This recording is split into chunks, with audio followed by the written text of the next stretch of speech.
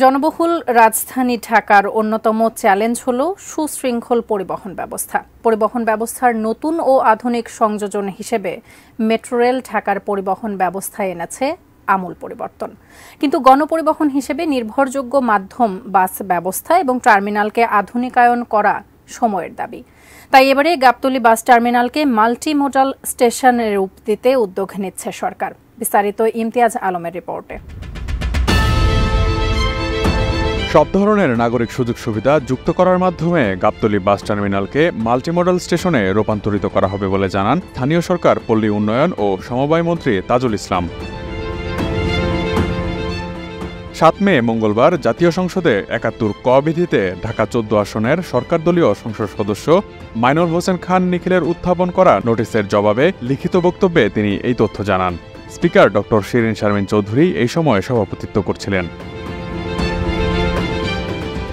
নোটিশে মাইনুল হোসেন খান নিখিল বলেন, গাবতলী বাস টার্মিনালটি আধুনিকায়ন অত্যন্ত জরুরি। বর্তমানে এখানে নিয়মতান্ত্রিক পার্কিং ব্যবস্থা না থাকায় দীর্ঘ যানজটের কারণে দূর দূরান্ত থেকে আসা যাত্রীরা ভোগান্তির শিকার হচ্ছেন। যদি গাবতলী বাস টার্মিনালকে আধুনিকায়ন করা হয় তাহলে এসব অনিয়ম অব্যবস্থাপনা রোধ করা সম্ভব। এ বিষয়ে সরকারের অবস্থান জানতে চান তিনি। লিখিত জবাবে স্থানীয় সরকার মন্ত্রী বলেন, গাবতলী বাস টার্মিনালটি যে জায়গায় অবস্থিত সেখানে Dhaka mass rapid transit development project বা MRT লাইন 5 অধীনে নর্দার্ন রুটে গাবতলীতে পাতাল মেট্রো রেল স্টেশন নির্মাণ করা হবে।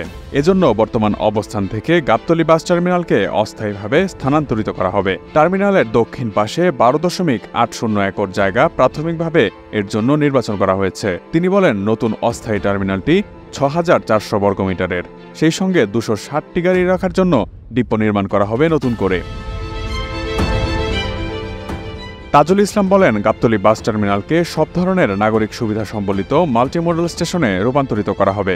ভবিষ্যতে টার্মিনালটিকে সিটি বাস টার্মিনালে রূপান্তর করা হবে এবং হেমায়েতপুরে আধুনিক আন্তজেলা বাস টার্মিনাল নির্মাণ করা হবে। মাল্টিমডাল স্টেশন হল বিভিন্ন ধরনের পরিবহন ব্যবস্থার একটি প্ল্যাটফর্মের সম্মিলন।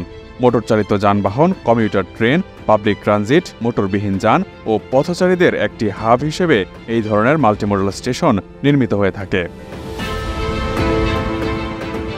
Imtiaz Alam, desk report, ATN news.